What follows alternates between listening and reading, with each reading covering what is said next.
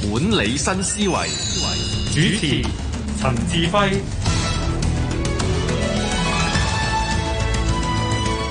好，各位大家好，我係陳志輝，又係管理新思維嘅時間。我哋今日講嘅題材咧，就係叫做低空經濟 ABC。咁對我嚟講咧，點解我覺得應該係時間講呢個題材咧？就係其實我自己個人都唔係聽緊呢個名好耐嘅啫。記得大概1-2年前咧，我就問另外一個議員，唔係今日嗰個議員，我話喂，近期有咩好做啊？低空經濟啊，好緊要啊咁。我話點解好似平地一聲雷咁飛出嚟咧？咁佢話係啊，而家會發展得方興未艾啊！咁方方面面咧，好多嘢咧都應該我哋喺香港方面咧要留意啦、注意啦，點樣投入。言猶在耳，咁有一次好得意嘅場合，咁有一個都係盛大而隆重嘅場合之下咧，就聽到另外一位議員咧就做一個報告，講嘅就係低空經濟。咁我覺得，咦，好完整、好嚴謹，同埋講嘅嘢咧，冇好多方面都照顧到，咁係時有成熟啦時機。咁不如你上嚟電台，我哋傾一傾偈。咁佢係邊位咧？佢係香港特別行政區立法會葛珮帆議員。我哋放一放帶咧，就係等人哋知道你嘅一啲少少嘅經歷同背景。葛珮帆議員係民建聯副主席，香港特區立法會議員，立法會資訊科技及廣播事務委員會主席及智慧城市發展事宜小組委員會主席。葛議員嚟自創科界，致力於喺議會內外推動創新科技發展、環境保護及新經濟發展。葛議員係推動香港低空經濟發展嘅主力倡議者，並聯同多個機構發起成立大灣區低空經濟聯盟及出任會長。聯盟嘅目標係通過促進技術創新、資源共享及政策協調，推動大灣區內低空經濟嘅協同發展。好，咁我哋不如開始傾偈啦，EQ。好啊，大家好，我係葛珮帆 EQ。好，咁我想問一問咧，點解最先突然間有一班人，包括你咧，會係咁有興趣呢個題材？我哋喺香港裏邊嚟講，我哋應該係要知道佢係做乜噶啦，同埋咧，即係你點樣接觸到低空經濟嘅咧？其實咧就我自己本身係做創科嘅，咁就我哋一直以嚟咧都係推動香港嘅創科嘅發展啦。咁就其實我哋都知道香港咧一路都話我哋有4大支柱產業，係咪啊？即係金融、物流、貿易、旅遊咁。咁但係咧，我哋都一路都講咧，我哋香港咧要發展多元經濟，要揾新嘅經濟增長點。咁所以咧就我喺立法會咁多年咧，其實我一直咧都係推動新經濟嘅發展。例如今屆我咧就推動譬如新能源運輸啦，尤其香港嘅輕能嘅發展啦。咁我亦都推動呢一個第3代互聯網啦、Web 3.0啦、區塊鏈嘅發展啦。咁就所以我不斷其實我都喺度去尋找香港應該要發展嘅新經濟嘅。咁就大概都係2年前到啦。咁其實因為要推動新經濟咧，其實我都成日周圍跑嘅，即係知道邊度有新嘅嘢咧，我都會去親自入去考察調研。咁跑得最多其實就係內地城市啦。咁去內地城市，其實我就考察緊呢個新能源運輸嘅時候，咁咧就因為佢哋就會講而家咧就除咗電動嘅交通工具之外咧，其實咧就要留意個氫能嘅交通工具啦。咁嗰陣時係大概即係3年前度啦。咁我講開交通工具咧，咁就亦都有啲專家就講啦，不過而家我哋就講車啫，未來我哋都飛上天㗎啦。咁我就覺得係咩？原來我哋已經可以飛上天㗎啦咩？交通工具我要飛上天。係啦。咁就開始咧就去了解，咁佢話係啊，其實咧我哋國家都好多即係公司都開始推動緊呢個低空經濟嘅產業啦。咁其實你都知啦，我哋無人機都已經發展得好好啦。咁諗下又係嘅喎，其實無人機我哋香港開始嘅喎，大疆係由我哋香港開始，而家已經係全世界領先嘅無人機公司啦。咁但係可能我哋一早咧諗無人機咧，都係諗無人機表演啊，或者就係農業嘅發展啊，播農藥啊，即係嗰類咁樣。但係載人飛行嘅無人機呢，其實都係未係好成熟，或者唔係好聽得到。可能唔係啦，而家都已經行得好快啦。咁我諗翻呢，其實我哋立法會呢年2018年嘅時候呢，我哋上廣州考察呢，已經去過一間公司叫億航呢，就係生產載人無人機嘅。咁嗰陣時咧，我哋都上過呢架無人機嗰度咧，即係一個模型啦嚇，就唔俾我哋飛上去嘅，但係都坐過入去。咁嗰間公司又發展成點咧？咁跟住我就再去了解咧，就發覺原來呢間公司咧不單止繼續存在，仲繼續發展緊。咁已經喺度試飛緊添喎。咁喺啲旅遊點度試飛。咁我就覺得，我哋要研究下呢個低空經濟嘅發展啦。咁一研究落去咧，就發覺，原來真係好多公司都已經做咯。再睇落去咧，其實都已經去到舊年前年啦嚇，已經咧變成我哋國家嘅戰略性新興產業。我想問一問一個問題。你頭先講嗰個古仔咧，同我頭先講嗰啲東西係好吻合嘅，即係話好似突然間冇人講，冇人知道，但係一講嘅時候咧，其實人哋做得好好，做得好勁。咁係咪意味住點解我哋會後知後覺咧？定抑或因為呢一樣嘢同個地域啊，即係廣越幅員甚廣，而且咧，譬如話有好多需要咧用人，你用車用人力去係好艱難，就係因為一個咁樣嘅需求之下，令到佢產生咗點解低空經濟係喺內地發展得快過我哋同埋蓬勃過我哋咧？其實都係需求帶動嘅。我哋睇翻呢，其實內地因為好多地方可能好偏遠啊，咁同埋呢就係人力資源嘅關係。例如譬如我頭先講話農業嘅發展啦，農業嘅發展呢，以前呢，我哋見得到呢，好多都仲係用人手啊，好多農夫啊，無論去播種啊，定係散播農藥啊、收割啊，都係用人力嘅。咁但係呢，就隨着我哋一路嘅發展呢，我哋就發覺即係要呢啲勞動人口呢都唔係咁容易揾，跟住就開始發展用到機械啦。咁就於是乎即係無論係耕田啊、播種啊、收割呢，其實都用呢一個大型嘅器械啦。咁但係譬如撒農藥咁啊點樣呢？咁開始運用到呢個無人機啦。咁其實係嗰個需求同埋你嗰個生產設計呢都係幾同步嘅。有需求就會帶動到有人去研發跟住做到出嚟，咦發覺好用喎，咁自然需求又會大，咁跟住就會有一個產業形成咗啦。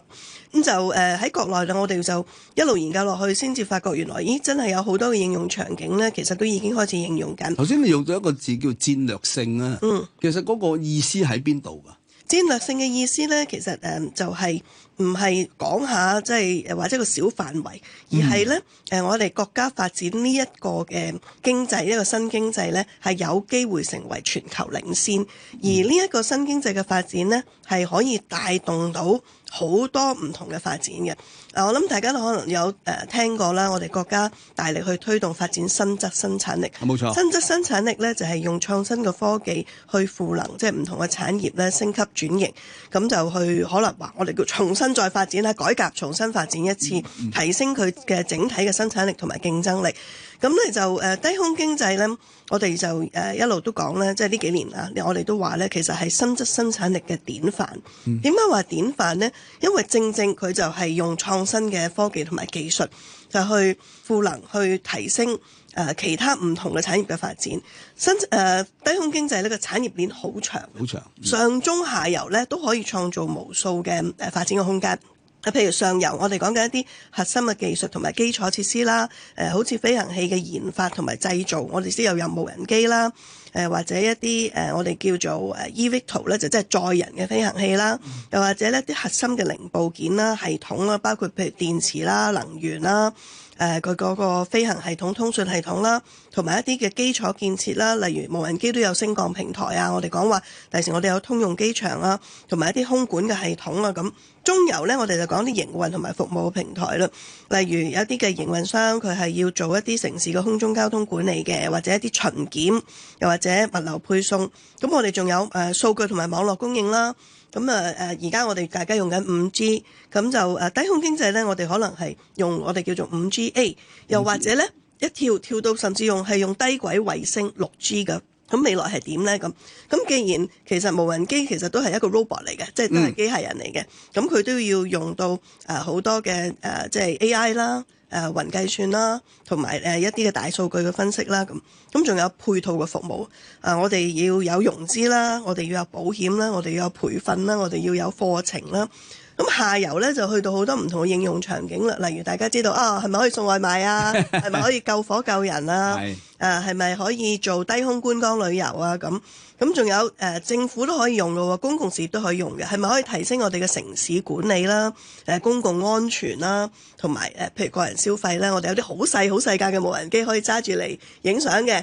我哋又可能有啲無人機咧係可以甚至係跨境可以去做交通工具同旅遊嘅咁呢啲都係私人服務。咁你諗下，其實每一個環節咧，我哋都可以有好多嘅公司啊企業咧去投入呢個服務，上中下游發展係無限大。好啊，呢度我想換一換咧，就係聽到呢度，如果收音機嘅朋友咧聽到呢度，會唔會好似我咁咧？一聽嘅時候，咁你疏什麼班？即係話你算點咧？你講嘅東西上中下，而且嗰個層層疊疊，其實嗰度需要好多嘅一個配合。一就係法規，二咧就係成個規模，三咧嗰啲人係識唔識講緊乜嘢，就四咧就喺個過程之中咧嗰個學習。即係如果你話喺2年前，我就即係都係2年前聽，你係2年前學緊。咁如果而家用翻我哋喺香港嘅角度，會唔會有啲憂慮咧？即係我會唔會追唔上咧？咁我就算想上，以前叫上車啊，而家叫上機啦。我想上機啦，係咪會有個憂慮咧？你點睇啊？以橋，我翻轉頭答翻你咧，點解叫戰略性新興產業先？唔好走甩咗。點解我頭先講個上中下游咧？我係講開佢係一個即係產業鏈好長。咁所以點解我哋國家要咁重視發展呢個咧？就因為一個咁長嘅產業鏈，咁多人都可以加入，咁多嘢可以去做啊！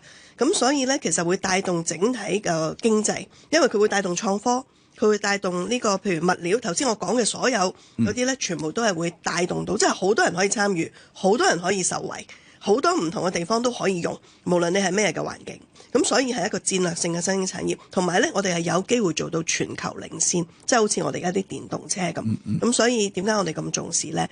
咁至於你話喂，內地都已經用緊啦，我哋香港而家先至嚟做，係咪太遲啦？咁其實我覺得咧，永遠都冇太遲嘅。其實講發展低空經濟咧，就算喺我哋國家咧，我哋都係講咧，舊年其實2023年咧，其實係講緊低空經濟發展嘅元年。即係第一年啫，第一年係啦，2023、24咁，所以咧其實係第一年，所以就話啱啱開始。雖然內地已經做緊，其實因為個規矩唔同啦，內地咧就好多時都係冇話唔俾你做，你就可以做住先㗎啦。咁做下咧，你會發現，咦，原來咁又唔得，咁又唔得，咁又唔得，真係要好有實力嘅公司先可以生存捱到落去，因為個變化好大。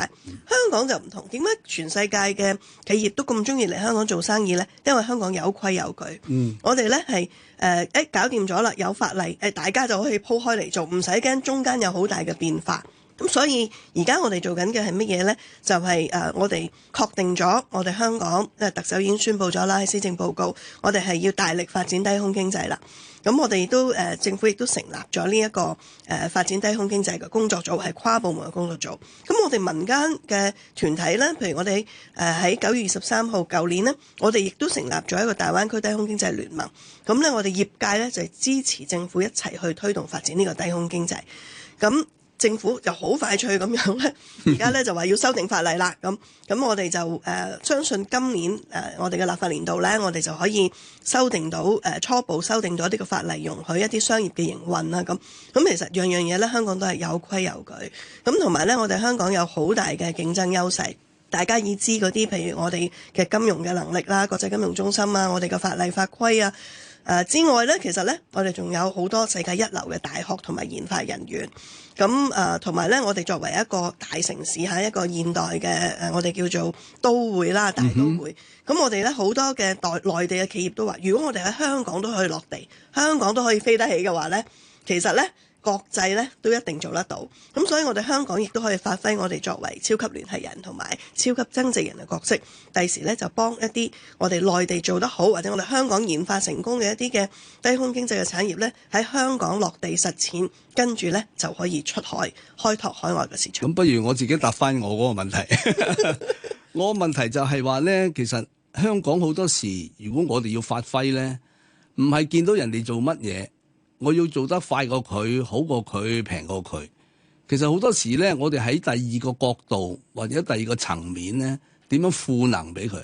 頭先你正正講咗一樣嘢咧，如果要我哋自己開始做一個咁龐大嘅東西，其實我哋亦都係冇咁嘅條件。咁但係我哋見到人哋做到咁嘅嘢之後咧，我哋就諗我哋有啲咩叻咧咁。咁頭先你講咗啦，法規唔係咁簡單一件事，見到你有啲嘢做咗，咁跟住我就定條 law 㗎，唔係定條咁嘅法例嘅。其實係好深厚嘅一啲經驗，嗰個經驗因為我哋出過咁多咁出色同埋咁嚴謹嘅一啲法例，而且你知喺立法會即係嗰個傾偈係幾多嘅文件，你見到嘅時候經過好多次嘅審議，但係我哋咧係需要乜嘢咧？我哋需要有一個，如果英文叫 subject matter。我要有個本體啊，即係你個法例法規定入嚟做乜嘅先得㗎？咁一到有低空經濟一個咁難得嘅機會咧，咁我哋就係一個，如果你問我咧，係可能係一個試點。嗰個試點唔係試嗰個產品本身或者佢應該做啲乜嘢，而係你點樣規管嗱？因為你唔準佢規管咧，撞機都唔使講啦嚇。咁啊，仲有咧就係邊個係控制啲乜嘢？我諗我個 signal 啊，即係話個信息，亦都係一定要好仔細地點樣能夠控制。咁我哋就做到呢一個東西。當然啦，你再頭先講落去，如果呢樣嘢要傳到全世界，咁啊香港你話係賣嘢、傳消息，嗰啲人嗰個商語能力，同埋同全世界好多個地方雙循環接軌，我就講到呢兩點就算啦。即係其實唔淨止呢兩點，但係咧香港人咧又。我問嗰個問題就係嗰個註腳叫不義妄自菲薄。係，我幾時都即係話你話人哋都發展咗咁耐啦，我而家先嚟做會唔會水尾啊咁？原來正正就係佢發展到一個階段咧，我覺得係個接力賽。我哋接咗個力，而人嚟做。其實我哋覺得咧，香港咧係有機會彎道超車，即係做得更加好嘅。因為我哋事實我哋真係同世界接軌。香港有規有矩，咁喺香港落到地嘅嘢咧，其實咧全世界都會覺得更加有信心，因為我哋有香港品牌，我哋香港個招牌咧，其實喺世界上邊咧係好響亮嘅。咁所以咧雖然我哋可能遲咗起步，但係遲咗起步咧，亦都令我哋睇得到邊啲嘢可能已經撞咗板係唔得，係咪？我真係人哋已經交咗學費啦，俾人哋玩下先。係啦，咁我哋咧其實而家我哋睇得到咧，可能而家加入呢個發展低空經濟咧，正是時候。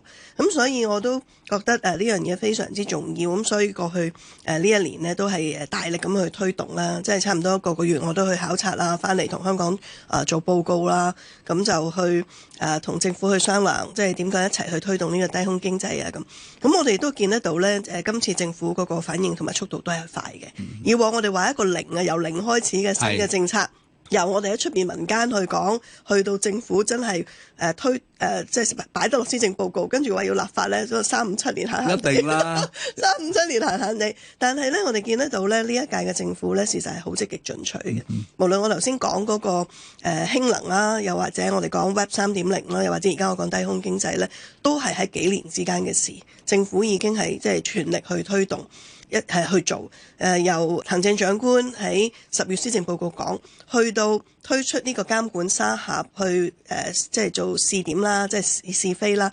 而家去到啱啱上個月宣布即係有38個項目可以試飛啦。咁而家係講緊幾個月嘅時間，呢個係我覺得係一個香港新速度。或者我哋咁啊嗱，你估都估唔到，我哋講咗4分1時間㗎啦。但係因為我哋唔再講得多。我哋講得深，即係究竟即係香港喺成個大勢裏邊喺呢個咁大時代裏邊，我哋佔一個咩位置咧？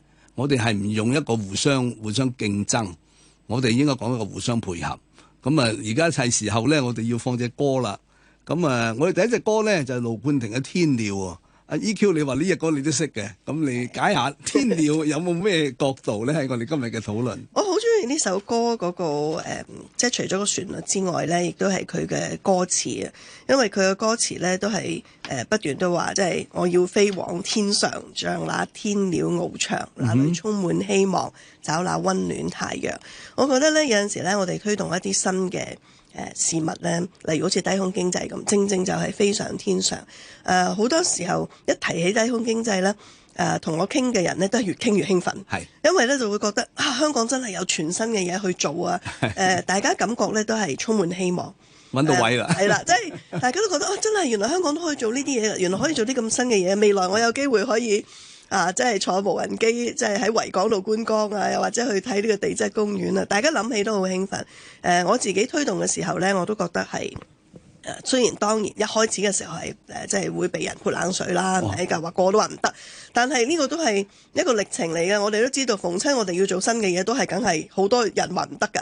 咁但係咧，只要你堅持，你要飛往天上啦，其實咧係推得喐嘅。你用天鳥嘅精神啦，唔好諗咁多啦。好，我哋放隻歌嚟聽下先，天鳥。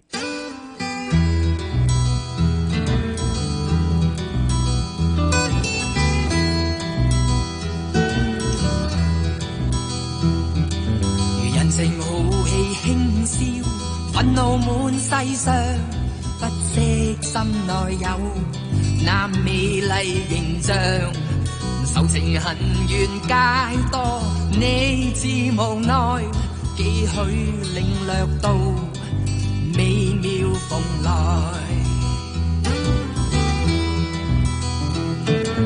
從來莫說悲憂，美夢我心內。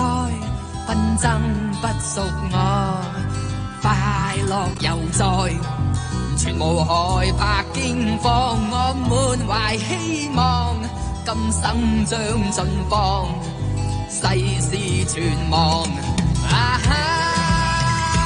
我要飛往天上，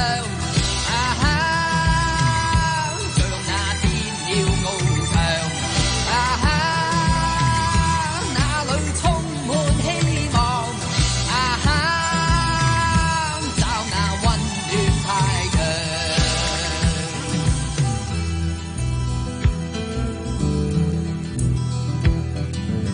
為再感悲傷，意志是力量，理想與豪氣，美麗崇尚。如仇恨化輕煙，世上無波浪，請君將怒憤怨恨全忘。跟我飛往天上。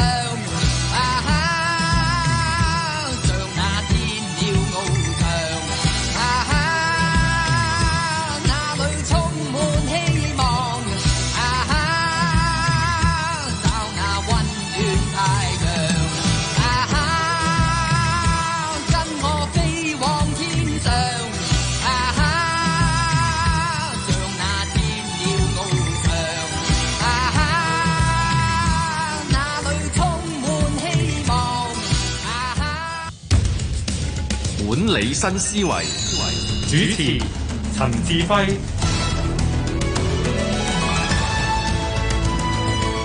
好啦，呢個係管理新思維嘅節目啊。今日嘅題材咧就係講緊呢低空經濟 ABC。低空經濟因為實際上咧方方面面太多嘢啦，我不如就唔識改名，我哋叫 ABC 啦。咁今日咧揾咗香港特別行政區立法會葛珮帆議員咧，同我哋分享一下。咁啊，點解我會揾郭小姐係咪見外咧？就係啦嚇 EQ 上嚟咧，叫 EQ 得啦。就係因為我有一次咧，佢個協會嚟㗎，佢應該有一個好大嘅會議，咁啊講咗一個演講。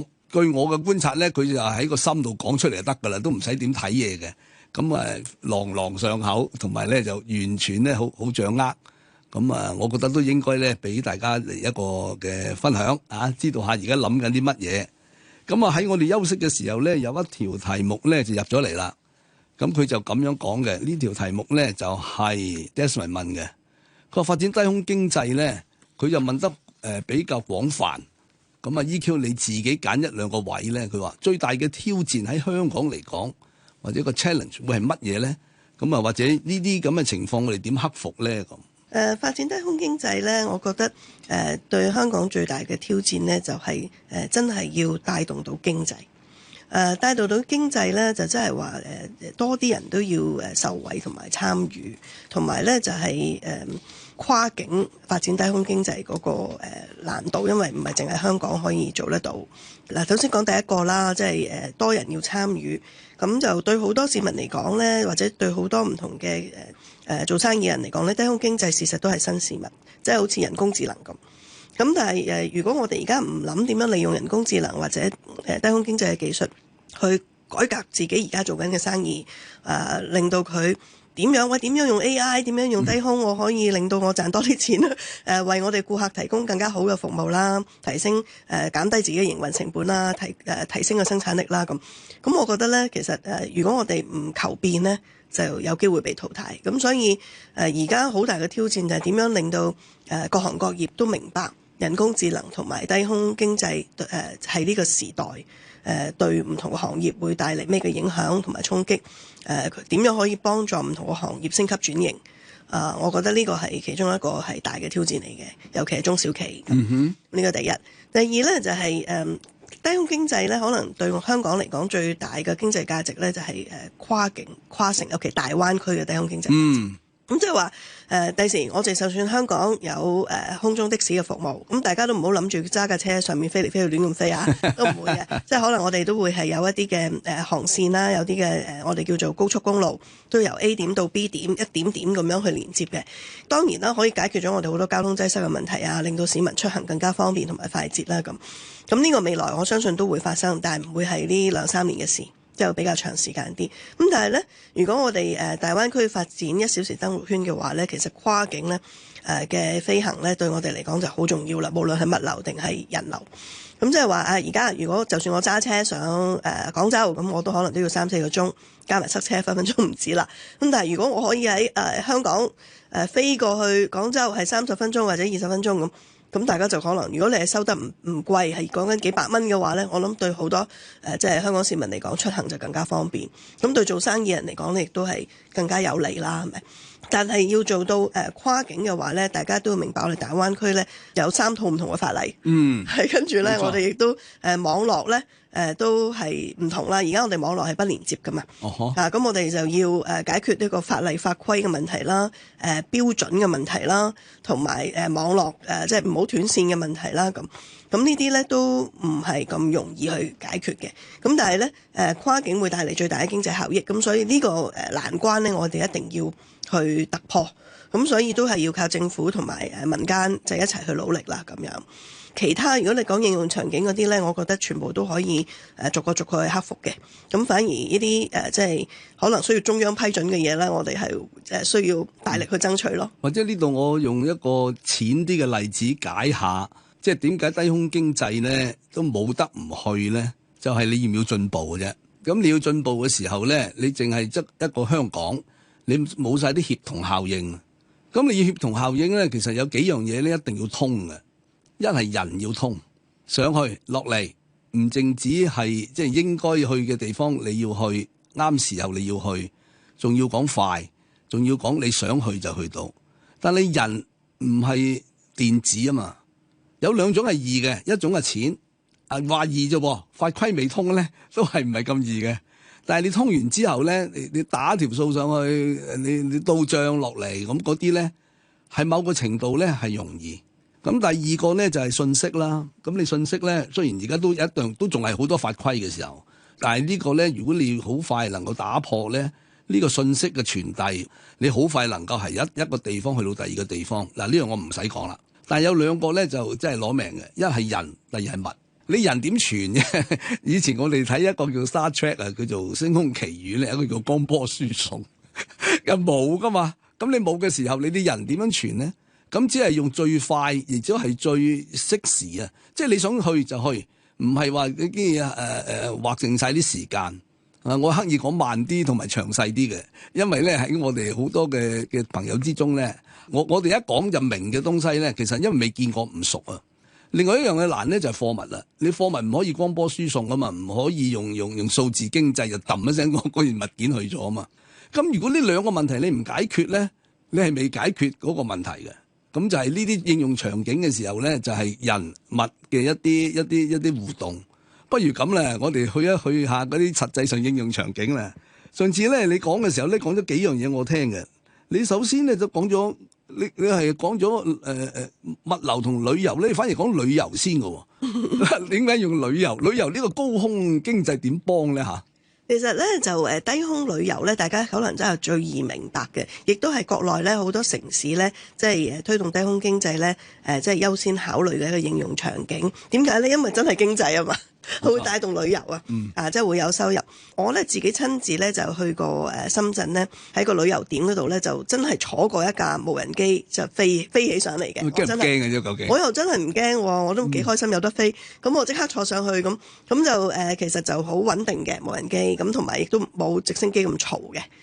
咁就當然我飛得唔遠啦，即係主要係直上直落咁上面轉咗360度落翻嚟。咁但係咧其實都係一個好好嘅體驗，因為好少人真係坐過無人機升空啦咁就但係最吸引嘅咧就係話，佢就話第時喺嗰個旅遊點嗰度，你喺 A 點升上去即係飛可能10分鐘或者7-8分鐘一個圈咁喺出邊係海島嗰度旅遊，跟住翻嚟喺翻 A 點度降落，咁可能咧就係收200幾蚊或者300幾蚊，咁你係一個全新嘅旅遊體驗。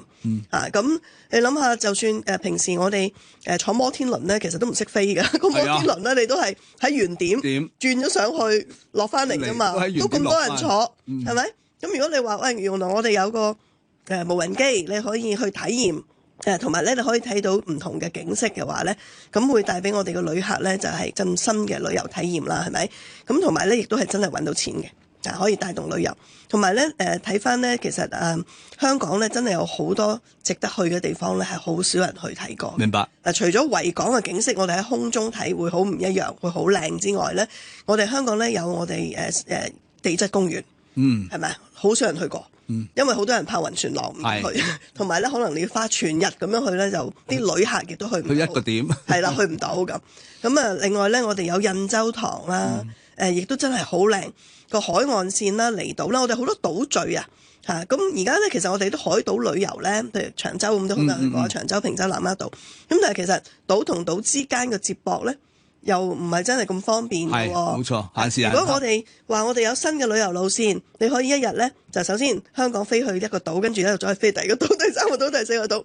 咁嘅路線咧，我相信對香港本地人嚟講咧，都係一個好新、好吸引嘅體驗。有一個諗法叫 on demand 啊嘛，即係你想點就點啊嘛。咁而家點可以你想點就點啫？我一日一班，我唔知啊平洲啊嗰啲咧，我喂一日你要幾點鐘之前你要去定，因為個船走咗你冇喎。嗱呢個就打破咗咧地域嗰個限制。咁仲有啲地方咧，你聽過有個地方叫鴨洲嚟嘅，即係佢話，去到咁僻，邊度有得去啊？即係我嗰陣時都好中意周圍去咧，就跟一啲公司坐隻船啊，咁周圍去嘅。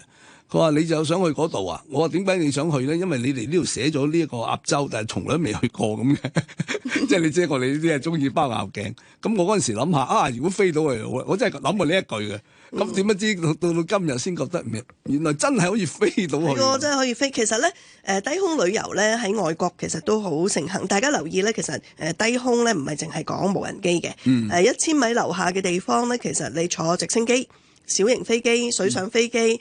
呢個熱氣球、飛船，其實呢啲全部都係屬於低空經濟。咁但係咧，頭先我講嘅，譬如旅遊咁樣，如果你坐直升機去旅遊嘅，譬如外國去一啲雪山啊咁樣咧，你係一個人要幾千蚊嘅。咁如果我哋香港一路都做唔到，其實我哋今天都已經有，你可以坐直升機維港遊，但係太貴啊嘛。你幾千蚊一個人咧，旅客又唔係咁多俾得到，本地人又覺得唔抵，咁就做唔起呢個生意。咁但係咧，直升機同埋無人機咧，無人機就會平好多啦。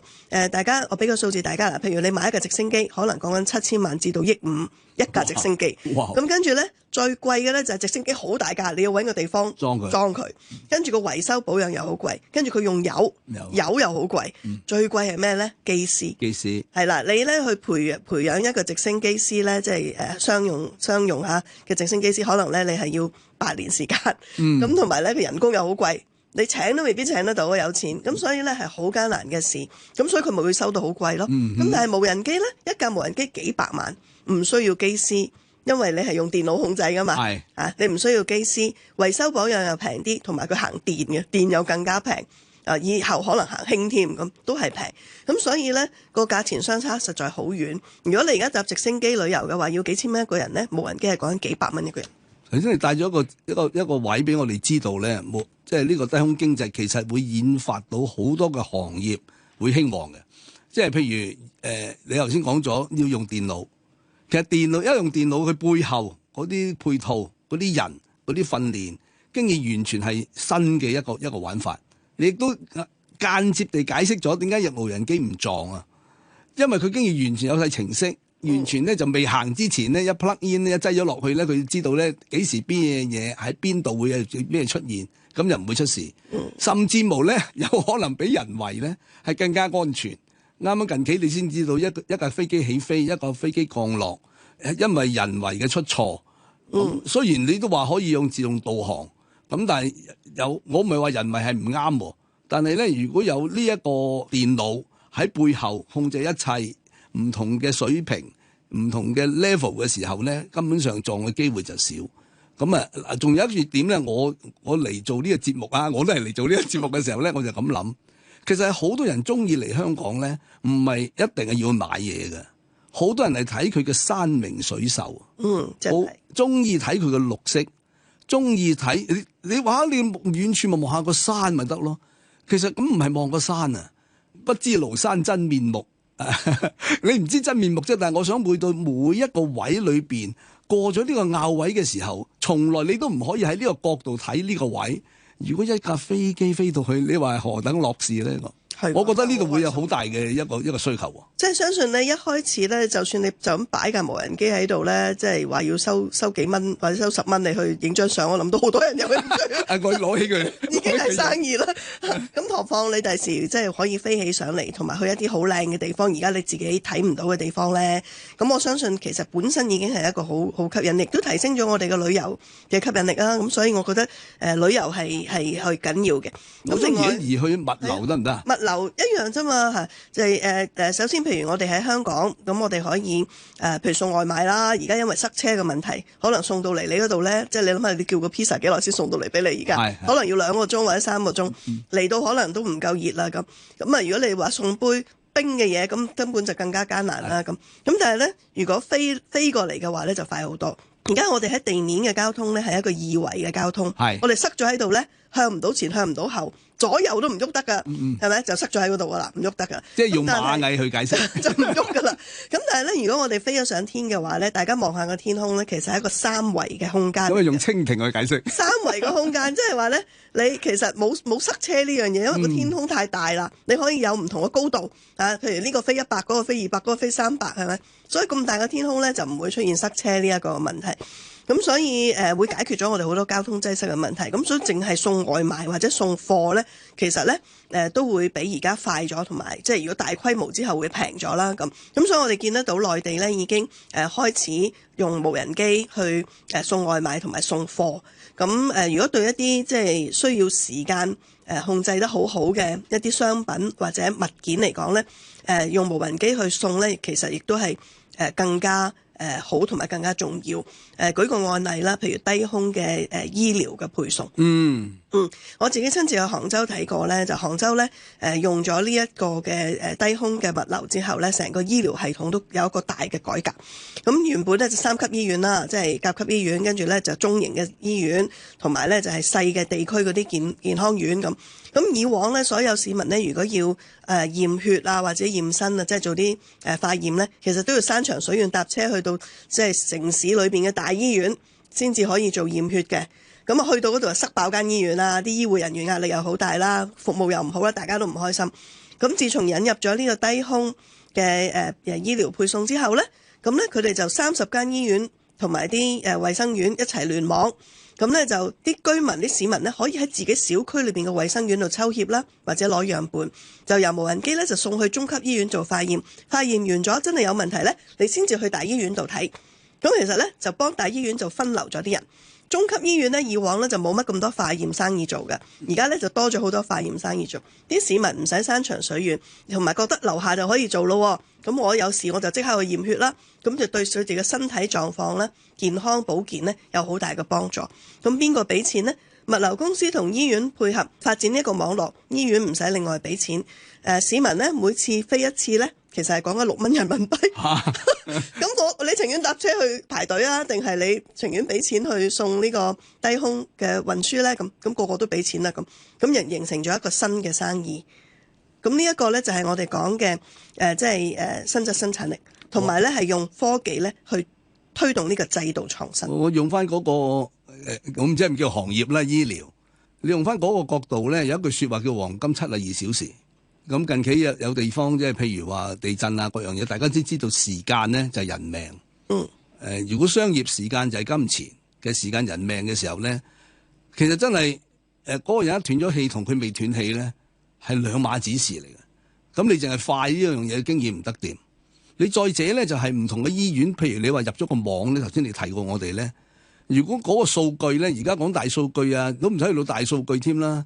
你係用一個普通嘅編程啊編碼咧，你都可以知道，如果呢個例子咁樣嘅問題一落咗去嗰個大機裏邊嗰個總嘅程式裏邊，好快經已知道應該喺呢個位應該要去邊度，完全計得晒。譬如我講得最顯淺嘅，有冇空位，有冇空床位。有好多時，通常最逼嗰啲咧就係你交通要道，有一啲咧，譬如話咧偏遠嘅地方咧，佢根本仲有位。如果你唔係用呢一個方式咧，就即係話咧將個資源咧係充分利用。咁呢個我就解俾大家聽。真係救命㗎嗱！大家可以想象咧，就係話，譬如你行下山，突然間出事。咁而家你去揾個 AED 機去邊度揾呢？揾唔到㗎喎。但係用咗無人機呢，我知道你喺邊度出事呢，可以飛一個 AED 機俾你，就係救命啦。咁另外呢，而家譬如我哋有人喺山上邊出事咁我哋啲消防員啦可能就要孭住啲好重嘅嘢呢，就上山去救人。咁但係有咗無人機嘅話呢，我哋可以將啲好重嘅嘢呢，就飛咗上去先。而家未必可以飛到個消防員上去啦，未來可以啦嚇。咁而家啲消防員冇啲咁重嘢嘅孭住咧，就可以快啲上去救人。就分開啦，係咪？你就唔使自己孭住啲咁重嘅嘢啦。咁另外，譬如我哋有好多馬拉松啊，或者係嗰啲三項鐵人啊，可能你跑到去好遠、好偏僻嘅地方都可以。如果你出咗事嘅話咧，可以緊急送啲即係救援嘅物資俾你。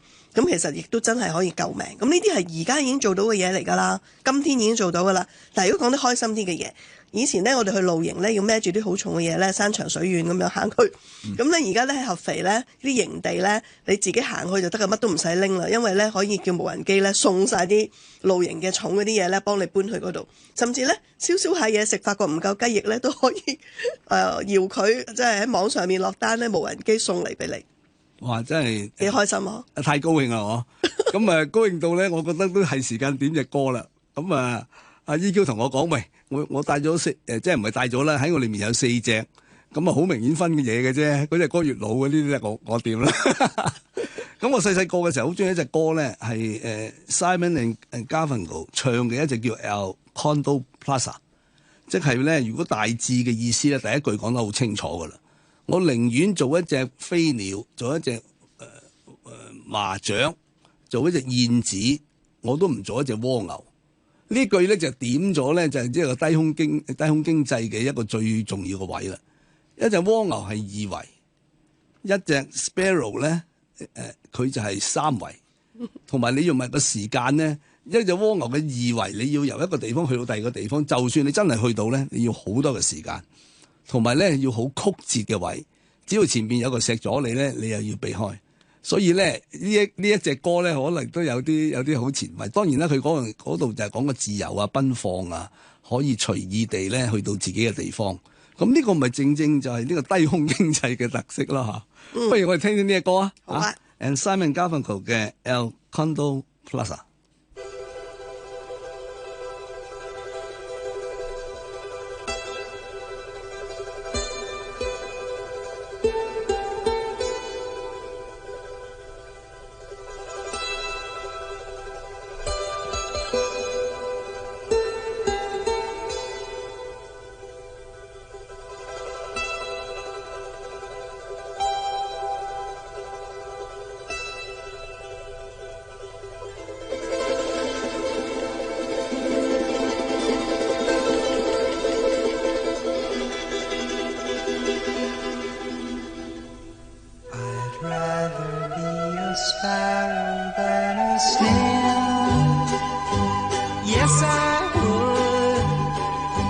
If I could, I surely would.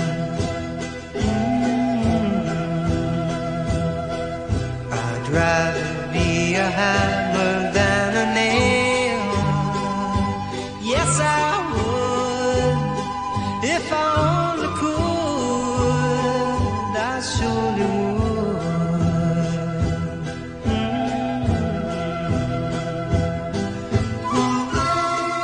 I'd rather sail away like a swan that's here and gone. A man gets tied up to the ground. He gives the world its saddest sound, its saddest sound.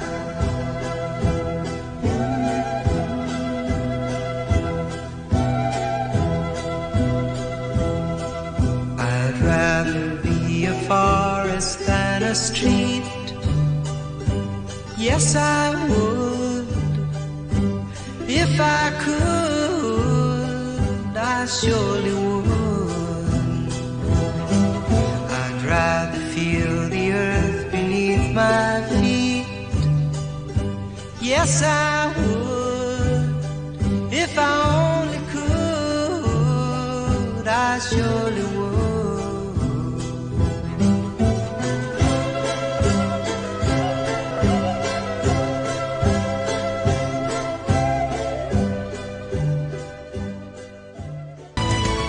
好啦，我哋再翻嚟管理新思維。我係陳志輝。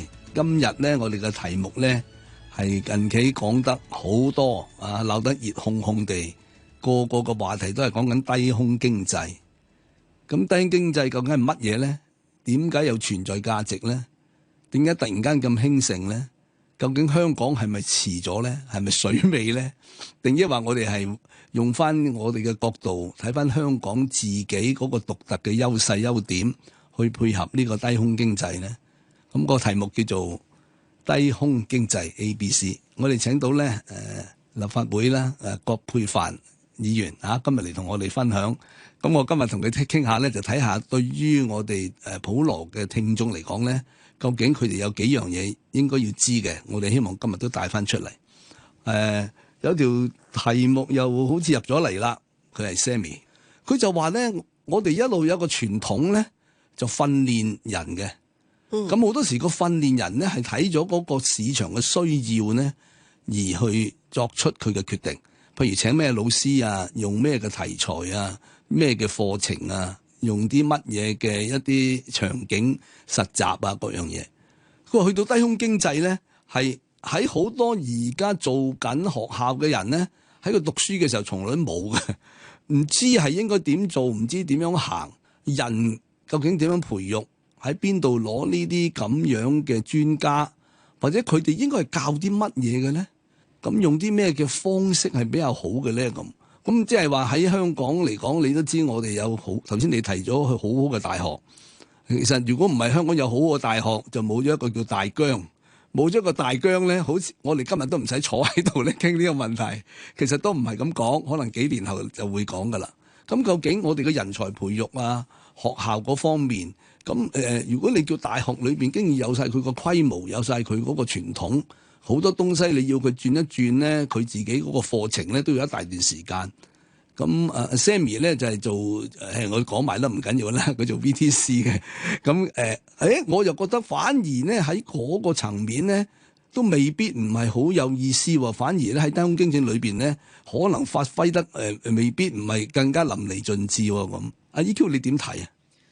我覺得咧，其實低空經濟咧係新興產業啦，係咪？我哋頭先話戰略性新興產業，其實咧就對人才個需求咧，即係未來一定係好大。其實今天已經好大，即係唔使諗到太複雜添啊！即係如果你話講，我哋幾時咧，我哋都要做即係繼續研發嚇，更加輕、更加安全、續航力更加長，即係可以飛得更加遠嘅無人機，係咪？即係用嘅能源咧就要越綠色越好嘅咁。咁其實咧都需要好多科研嘅人才，但係除咗科研嘅人才之外咧，方方面面人才我哋都需要。例如咧舉個例話俾大家聽咧，而家咧我哋內地咧，因為有好多嘅應用場景咧，都需要咧用到呢個無人機。頭先我講緊農業，我哋要用好多無人機啦。頭先講低空醫療嘅發展又好快要用無人機啦，送貨我哋又用無人機啦。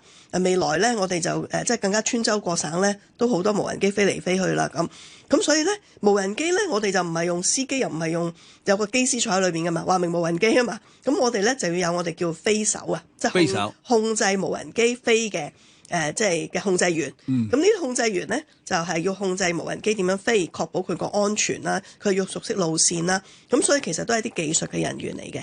咁佢可能需要有一定嘅即係譬如 IT 嘅知識啦、識寫程式啦等等啦。咁其實咧係可以通過培訓咧去訓練呢啲人才嘅。咁而家我想問你，知唔知道而家我哋內地缺乏幾多呢啲機手咧？即係我哋叫飛手咧？我諗都係天文數字㗎啦，100萬。我哋缺乏100萬嘅飛手，即係話咧，而家咧求才若渴，太多人要請呢啲人啦，訓練唔切。咁啊，好多人咧而家就可以去快啲去上培訓課程，跟住考牌。其實要考牌嘅，國內都要考牌。香港而家我哋操控無人機咧都要考牌嘅。咁所以咧考牌上訓練，跟住你就可以做飛手。咁而家內地嘅飛手咧，因為唔夠人咧，已經炒到3萬蚊人工一個月。哇！真係亦係一個天文數字喎。所以你話咪就係帶動咗一個新嘅行業、新嘅產業啊嘛。咁所以我哋未來香港咧，我哋都需要方方面面同低空經濟相關嘅人才嘅。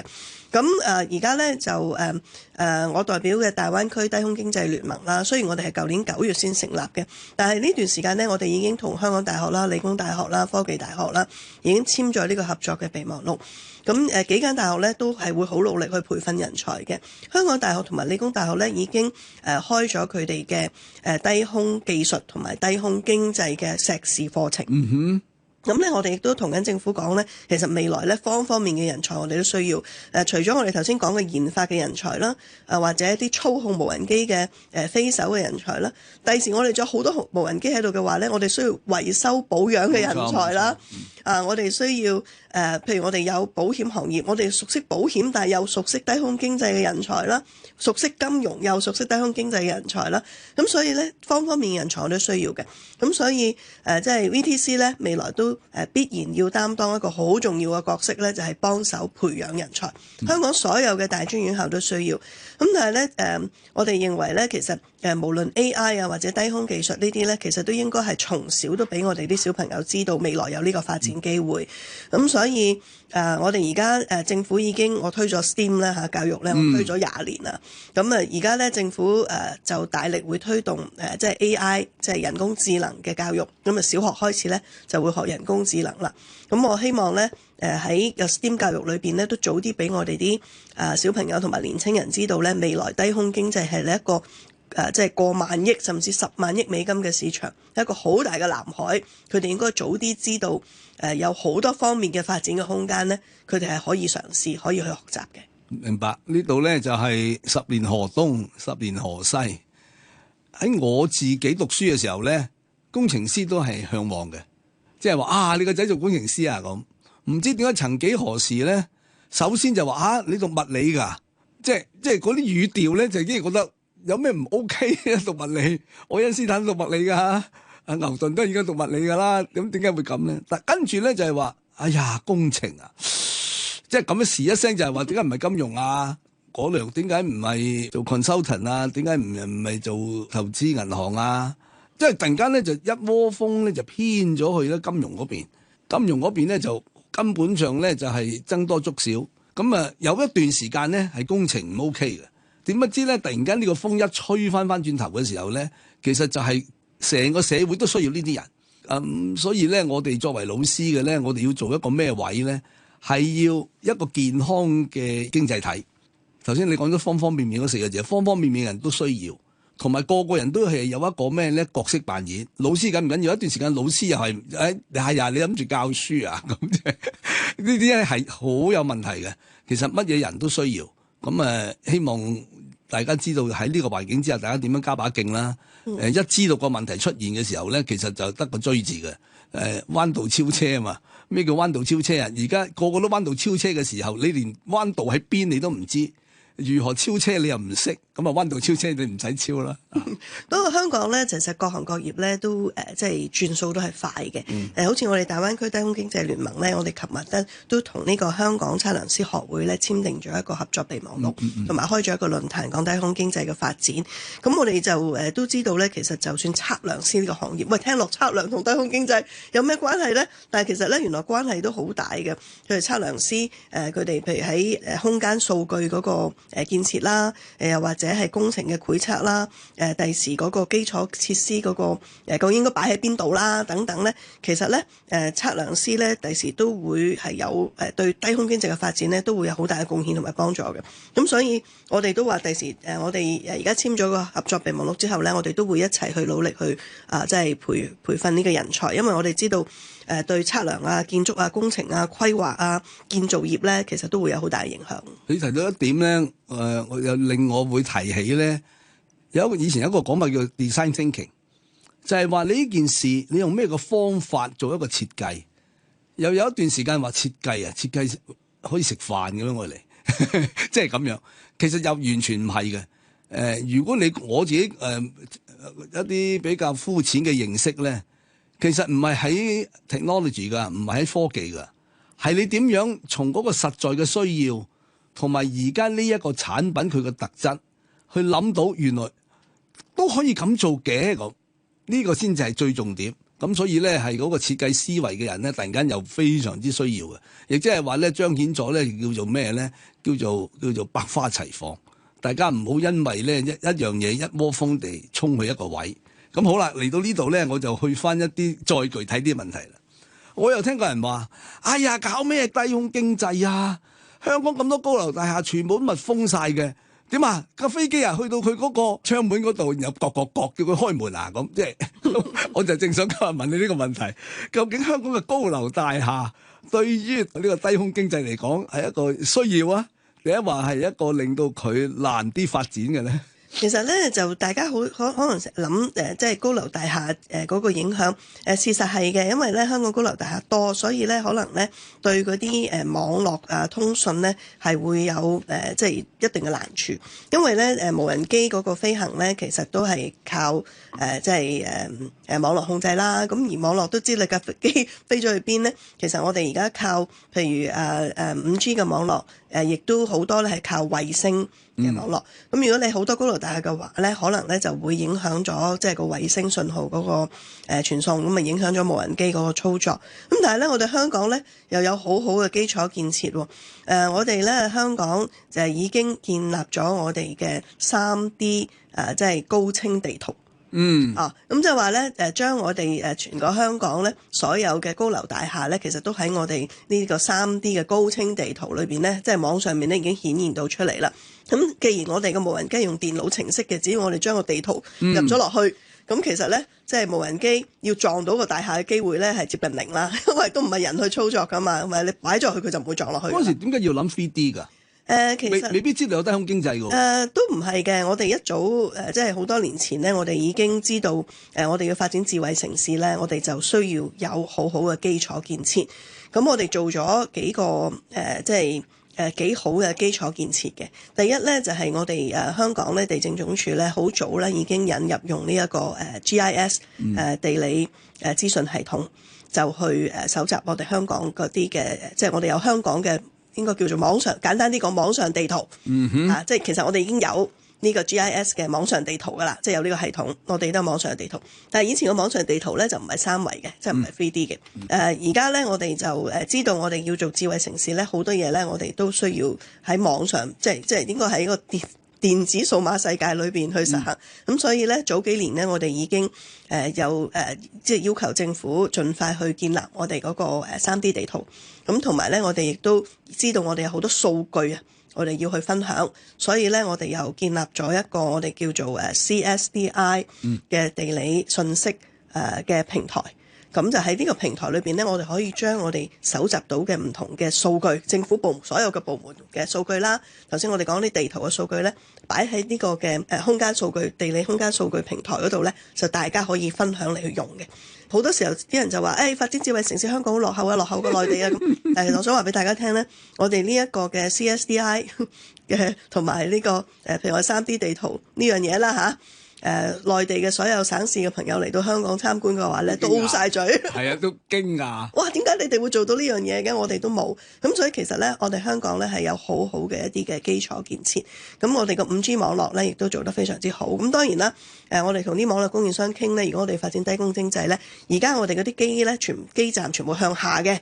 因為我哋手機喺下邊用啊嘛，咁未來咧我哋要發展5GA 咧就要向上嘅，咁同埋咧我哋要多啲利用呢一個低軌衛星咁第時我哋都會可能發展 6G 啦，即係多啲加快去發展 6G 應該咁講，咁所以其實我哋香港個網絡覆蓋咧係非常之好嘅，好全面。我呢度想提一提咧，就係少少題外，但係亦都題內。咁啊，其實我聽呢個 CSDI 咧，其實唔係你講俾我聽先嘅。一個 Doctor Tang 係嘛？係啊，Dr. Winnie Tang 鄧淑明博士。鄧淑明，佢10幾20年前咧，一見到我咧，教授坐低，我講俾你聽，我近期做啲乜？我經要問差唔多一個問題。通常啲人咧係見到有需要先去研究嘅。睇嚟咧，鄧博士咧同埋阿 EQ 你哋咧係唔知點解覺得係要有一個咁樣嘅 infrastructure， 即係有咁嘅基建。係完全喺嗰陣時，一架無人機嘅概念都唔係好有嘅。但係如果一個無人機你要飛上去，佢唔係用 3D 嘅立體咧，佢實撞機噶嘛。咁嗰陣時點解你哋呢班朋友係咁出力、咁前衛，亦都受到好多嘅，我諗係未必唔係cold shoulder 或者冷眼，又或者咧覺得。哎呀，都未要，你哋搞乜鬼咧？咁係點解你哋要咁做？其實咧，即係我諗我同阿鄧淑明，我哋好好朋友啦，我哋亦都係一齊去創辦呢一個大灣區低空經濟聯盟同埋即係智慧城市聯盟啦。咁所以咧，我哋係一路即係浸住喺即係創科世界裏邊咧。我哋知道科技係創造未來啊。咁而我哋真係要發展智慧城市嘅話咧，其實我哋即係可能話有一定嘅前瞻性，我哋知道未來向邊個方向發展，而如果有啲基建我哋係冇嘅話咧，咁其實就發展唔到㗎啦。即係我哋發展一路行落去，我哋有好多 milestone，一定要做到呢樣先可以做到第二樣啊嘛。你冇 A 就做唔到 B 㗎啦。咁我哋知道同埋呢建立呢啲基建咧，其實係要時間又要錢，係咪？咁我喺立法會度，你可以想像啦，即係10年前或者10幾年前。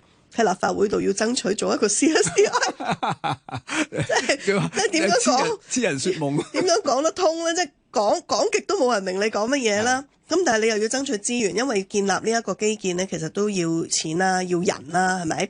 要政府嘅官員去接納啦，咁但係好在咧，我哋發展局咧，其實好多官員都同樣地都有前瞻性，佢哋都睇得到呢個重要性喺邊一度。咁所以當年雖然我都出盡九牛二虎之力去爭取資源啦，咁但係都同政府配合得好好，即係佢哋都願意去做。咁而家我哋見得到就係即係好好嘅收成時間咯，即係經過咗即係過去10幾年嘅奮鬥，咁而家我哋真係有呢個平台，我哋有好多個政府部門願意將佢哋嘅 data， 即係佢哋嘅數據擺落呢個平台度去分享，咁讓咧我哋好多嘅即係出邊嘅無論公共機構啦，又或者企業咧，都可以用到呢一啲嘅數據嚟去做大家想做嘅嘢。咁其實就係即係非常就係我哋香港好大嘅優勢啊！即係好在香港仍有一班咧叫做唐吉訶德式嘅人，以為即係你其他人以為佢即係做唔到噶啦，佢哋都覺得係有做嘅需要嘅噃，點解會唔做咧？咁我用一個顯淺嘅例子，究竟有咗機場先有市場啊，定有一個市場蓬勃晒啦？哎呀，我哋起個機場咧，咁但係起機場嘅時候咧，你係好辛苦嘅噃，係。有人會問你：你而家運幾多貨啊？你起個機場，你邊有咁多貨啊？咁呢啲咧都係一個問題嘅，即係有雞先咧，有雞蛋先咧咁。另外即係據我嗰啲一啲少少數據啦，港珠澳大橋出嘅時候都仲係猛話邊有咁多車啊，人流車流啊咁。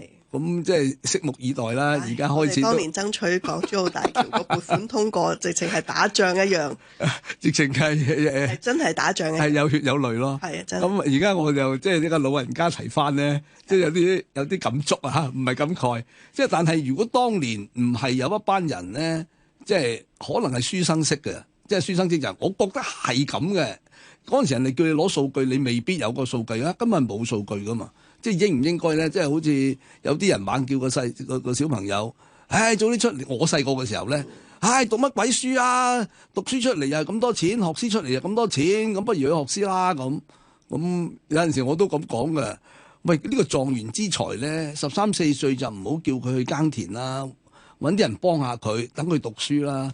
因為呢個人讀完書之後，佢寫出嚟嘅嘢傳頌幾千年嘅喎，即係呢個嗰個問題咧。我相信係要有信念啦，要有堅持啦，即係你自己真係要好相信，好相信，跟住你好堅持，好堅持，即係我哋叫咬住唔放，即係個個都話唔得嘅，你都話要搶住去做嘅咁即係。當時係嘅，係好多人都係潑你冷水，即係一定係話唔得㗎啦，又唔知你講乜。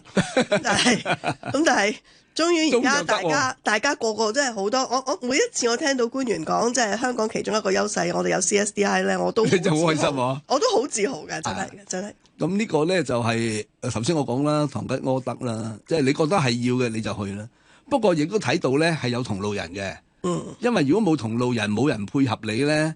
如果譬如你話就算係官方面佢唔配合你咧，你因為4個字嘅死路一條啊，一定係有其他佢裏邊都好多嘅討論，究竟香港應該往何處去？如果你再停喺度食緊老本嘅時候，逆水行舟，不進則退。咁所以都係書係要讀多啲。係啊，我嗰陣時都係即係喺立法會我都講，我話咧嗱，我哋周邊大灣區個個城市都喺度飛緊㗎啦。咁第時咧個個都係飛由呢個城市飛去嗰個城市，係咪飛到嚟香港你就話唔該你翻轉頭咧？我哋香港唔準飛嘅咁。咁我哋香港咪成為孤島咧？我哋會成為我哋國家最落後嘅城市。我哋係咪想香港係咁先咁？咁我以為你幫我點呢隻歌添。我點隻歌咧就係翁倩玉嘅《海鷗》。佢話飛喺藍藍嘅海上，唔怕狂風巨浪。你翻嚟再慢慢地睇下啲歌詞咧，送俾你同埋你一班戰友，同埋俾香港好多咧默默耕耘，自己覺得咧即係應該做，就應該全力全速去做。究竟個結果係點咧？有陣時都唔係人係可以控制。不過你唔做咧，一個答案嘅啫，係一定冇。所以一定盡力而為。好，咁好啦，翁倩玉嘅《海鷗》。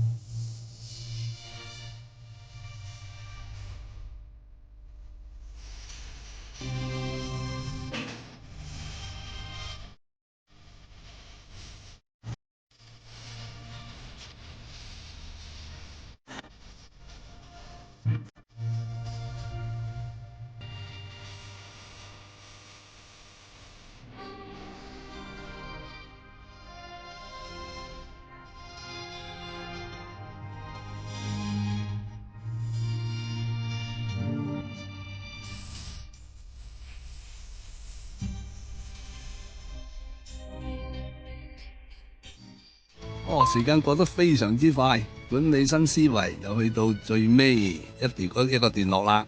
咁啊，今日我哋嘅題材咧叫低空經濟 ABC。咁啊，我哋請咗咧立法會葛珮帆議員，佢同佢嘅同事咧一班人咧孜孜不倦做呢個問題咧，做咗好耐㗎啦。係時間俾我哋一個小總結。點解係小總結咧？我覺得咧嗰一段時間咧，亦都有一個中總結。後尾再睇下有其他嘅一啲睇法。咁我哋傾到呢度咧，有一啲好具體嘅問題入咗嚟啦。阿 Desmond Ho 咧就提出兩個問題。佢話咧雖則而家咧都唔係見到好大嘅問題出現，就係安全嘅問題。咁如果飛得咁高，嗰隻飛機跌咗落嚟，如果咧或者喺天空互相撞擊，咁呢個問題我哋都不得不小心㗎噃。咁啊，仲有另外一個問題咧，佢就話啦，就私隱問題啦，即係話咧，我從來起樓啊，或者我自己嘅間隔咧，我從來都唔諗到啲人會喺呢個角度望到我，睇到我啲嘢，影到我啲嘢。如果多咗你呢一樣嘢嘅時候咧，究竟個私隱問題點樣解決咧？我係咪成日應該咧將個窗簾啊收起晒？咁我呢層樓又唔值錢啦，我係要攞個海景噶嘛，係咪咁？Elizabeth，你點睇呢個問題？首先講安全嘅問題啦，因為發展低空經濟咧，安全咧就係即係第一一定要安全無論佢係載貨載人都好啦，其實即係安全都係首要嘅任務。咁要確保即係安全嘅話咧，咁首先我哋即係一定要完善咗我哋嘅法規啦。咁即係乜嘢機先飛得咁跟住佢要點樣飛喺邊度飛飛乜嘢嘅路線邊一個負責去操控佢飛佢有啲乜嘢安全嘅保障？如果有問題出現嘅話，咩人負責咁？有冇保險？咁呢啲咧就全部都係法規咧。而家我哋政府打算修訂嘅法例咧，裏邊會即係兼顧到嘅咁。咁就亦都包括埋即係點樣保障市民嘅私隱。咁我哋香港咧就非常之好嘅，因為咧我哋有私隱條例，我哋都有私隱專員公署。咁而家喺個法規嘅修訂裏邊咧，就私隱專員公署咧都有參與嘅。咁所以咧亦都會俾到好好嘅意見，確保咧我哋未來我哋嘅無人機咧係即係喺天空上面飛嘅時候咧係保障到大家嘅私隱咁。咁呢個咧就係喺法規上面我哋個保障啦咁。咁第二咧就係大家第時想像咧，我哋嘅天空上面咧會有好多無人機喺度飛。點樣確保佢哋唔會撞咧？咁其實肯定係需要有一個低空嘅空管系統啦。即係好似而家我哋天空上面都好多大飛機喺度飛嘅，係咪？咁啊點解又唔會撞咧？咁因為除咗天空好大之外咧，其實都因為我哋有空管系統，咁就有人去睇得到，同埋其實啲航行者都睇得到有幾多飛機喺邊度飛，喺乜嘢嘅高度飛。咁其實就唔應該會撞啦。應該如果大家都係跟足程序就唔會撞咁。咁當然我哋都有撞機嘅情形嘅，咁多時候都係人為嘅出錯，唔係無人駕駛嘅時候嘅出錯嚇。呢個大家要留意。咁另外咧就係我哋亦都要諗我哋嗰個技術上面個問題啦。咁就係話咧，好多人就話喂，咁我哋啲無人機咁係咪會成日都影到我哋㗎咁？咁你第一咧就係而家我相信大部分咧商業操作嘅打算操作嘅或者而家操作緊嘅無人機咧，其實都冇一個光學鏡頭喺前邊嘅因為冇咁嘅需要。其實好多時候咧，我哋需要有一啲輔助嘅儀器咧，就係去避險啊。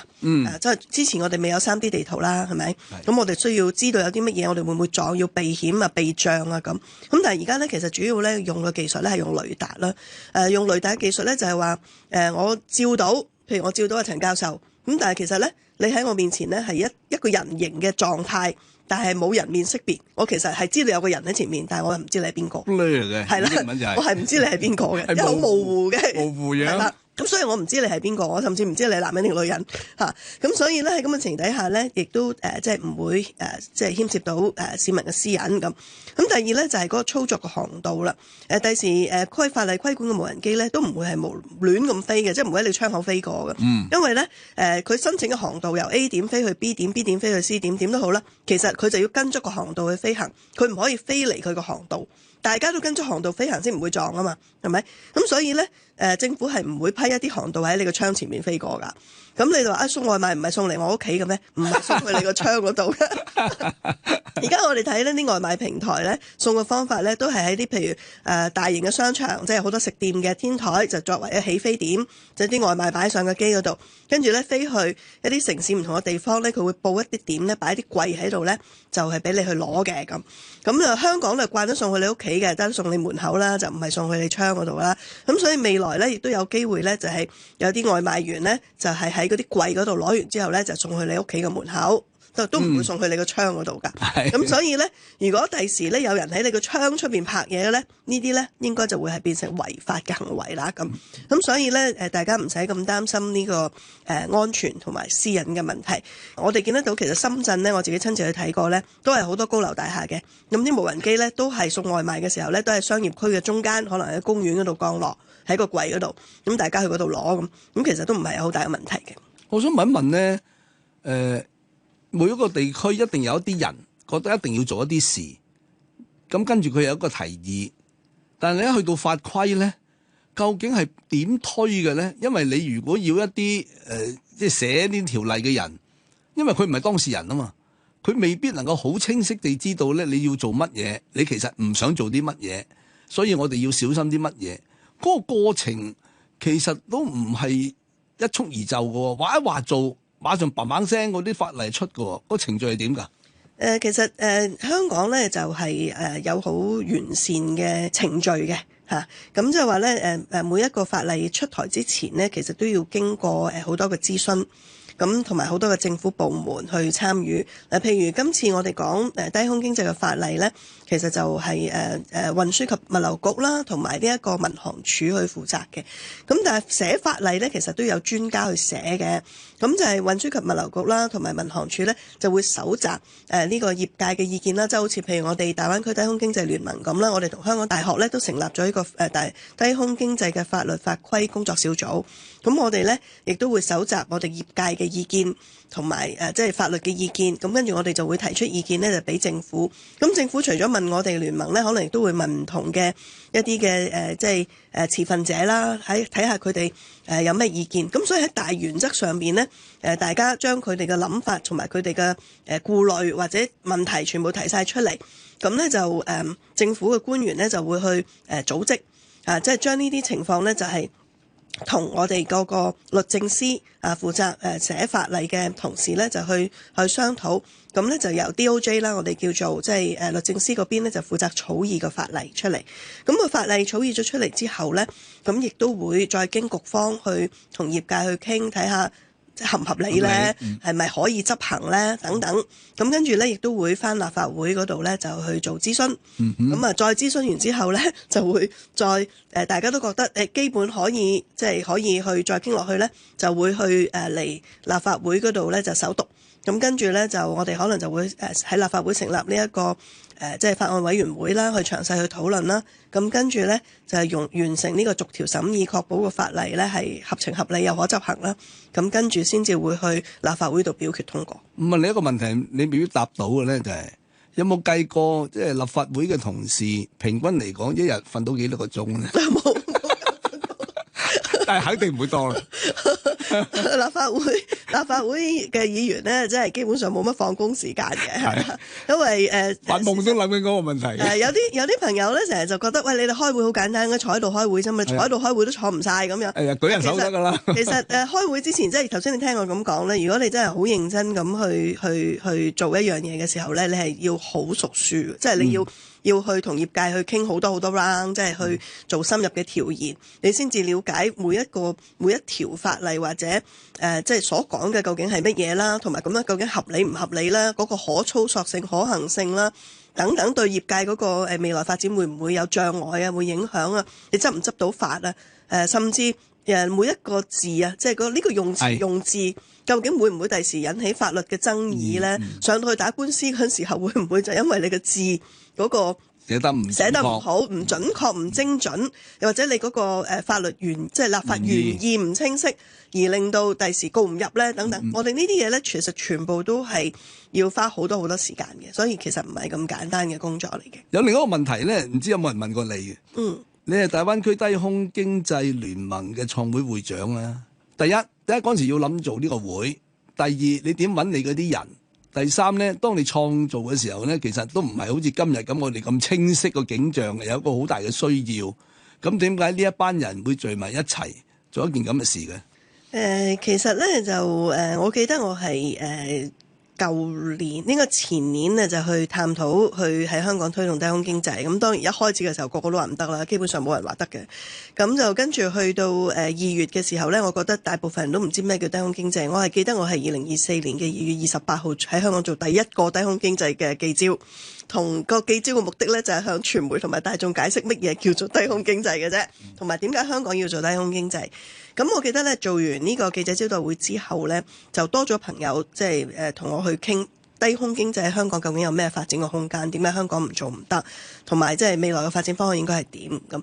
開始同多咗嘅朋友傾嘅時候咧，就總會揾到一啲即係俾我游說到嘅人，志同道合啊！志同道合咁。初唔係好似你講乜，跟住覺得都係志同道合。係啦，咁同埋咧亦都有一啲持份者咧係佢哋都覺得應該要去做嘅，咁所以咧，當時咧，我同一啲嘅香港嘅即係中資企業去傾嘅時候咧，佢哋特別覺得咧，呢個係國家嘅發展嘅戰略，咁所以佢哋喺香港覺得都應該要去投入同埋貢獻，咁所以咧，大灣區低空經濟聯盟嘅創會成員咧，就包括即係民建聯啦，我代表民建聯啦，咁同埋即係智慧城市聯盟啦，咁同埋咧包括有幾個大嘅網絡供應商，就係中移動啦、中聯通啦、中國電信啦。咁同埋咧，亦都包括中國旅遊，中旅嘅。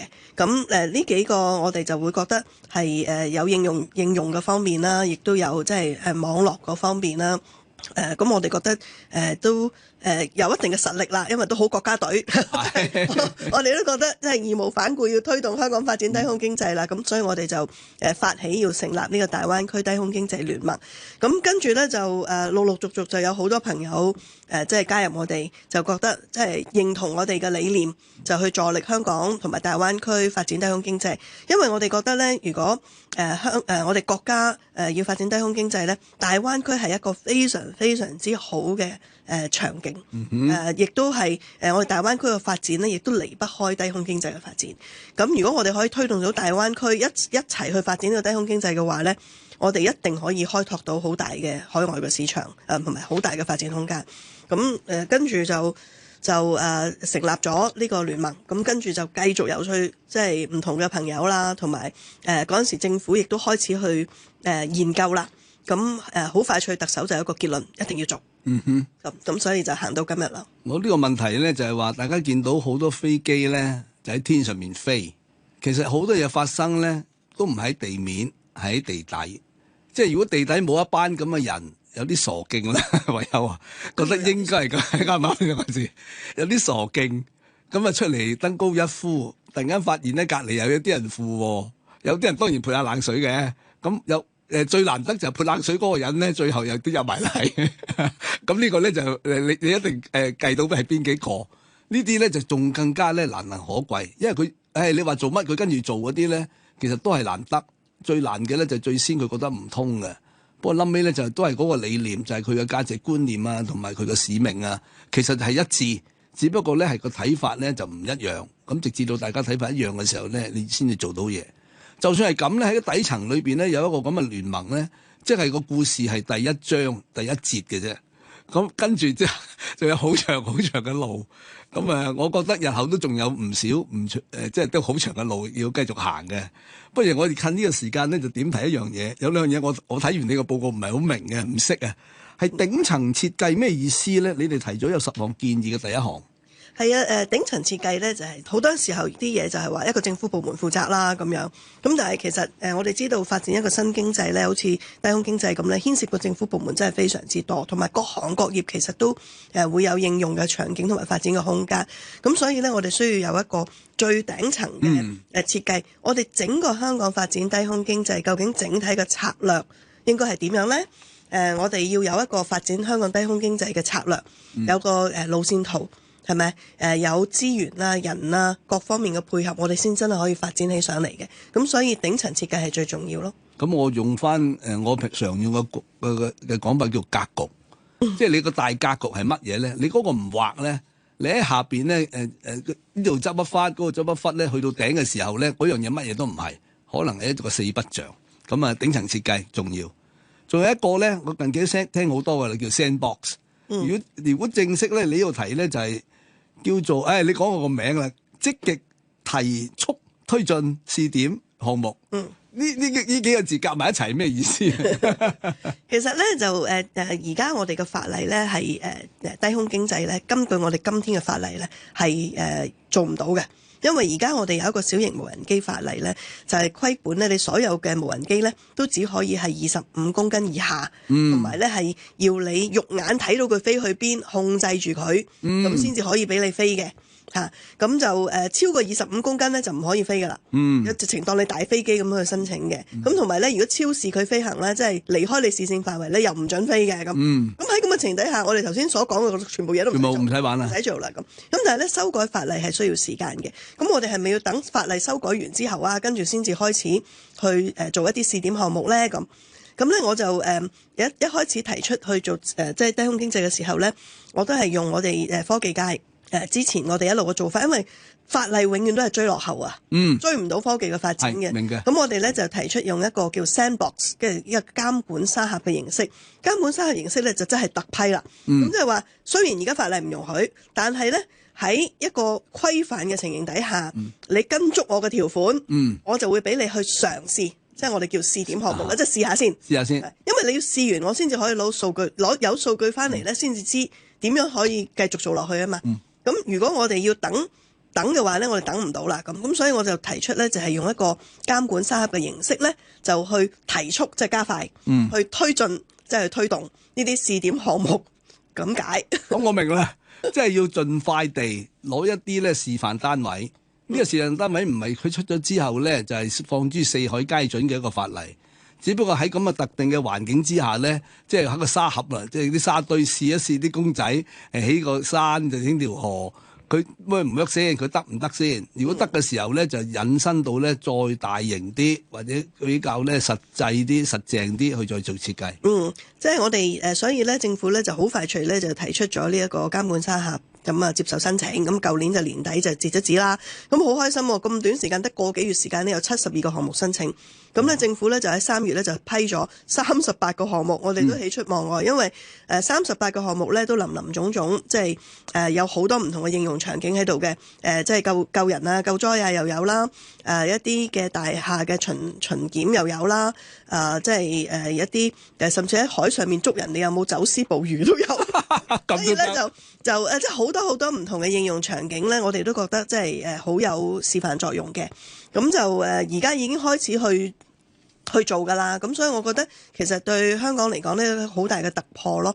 咁我哋聯盟咧喺唔同嘅時段咧，我哋就會提出唔同嘅建議。咁希望政府都可以即係同我哋業界一齊即係攜手同行得快啲咯。咁都係至少係個好消息啊。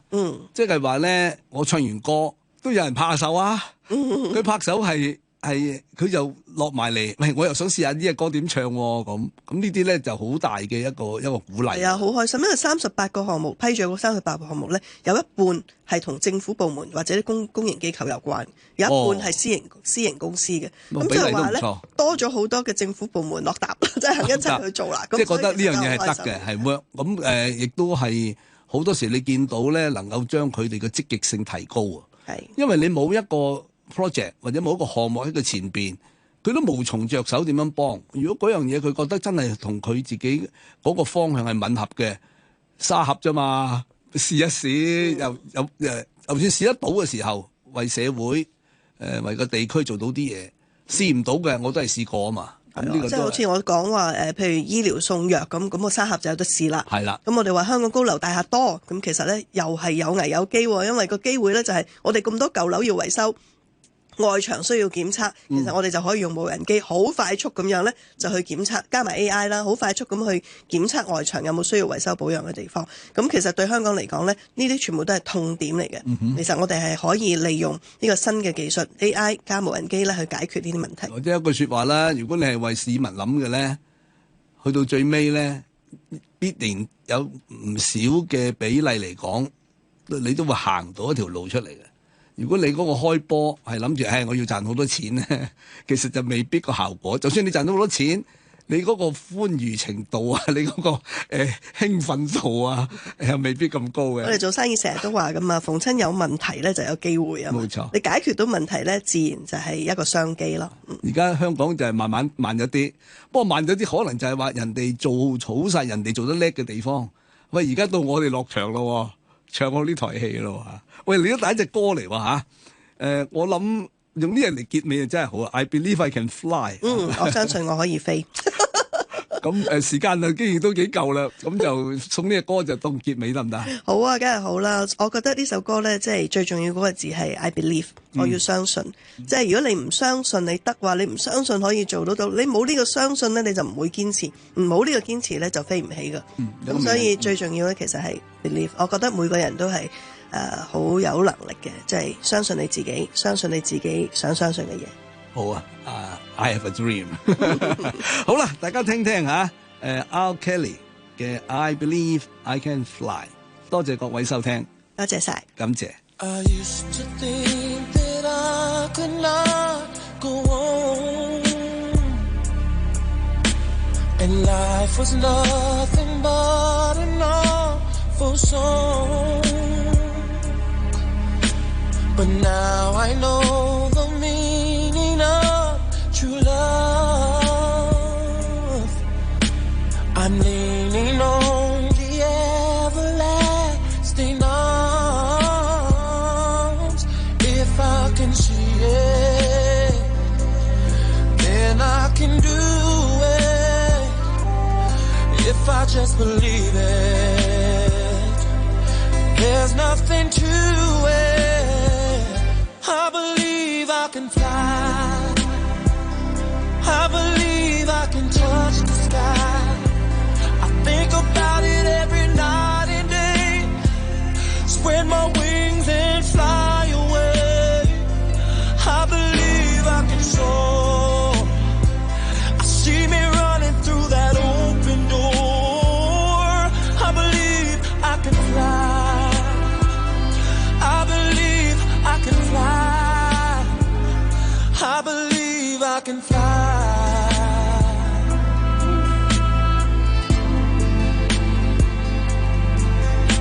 See, I was on the verge of breaking down. Sometimes silence can seem so loud. There are miracles in life I must achieve. But first I know it starts inside of me. Oh, if I can see it, then I can be it. If I just believe it, there's nothing to it. I believe I can fly. I believe I can touch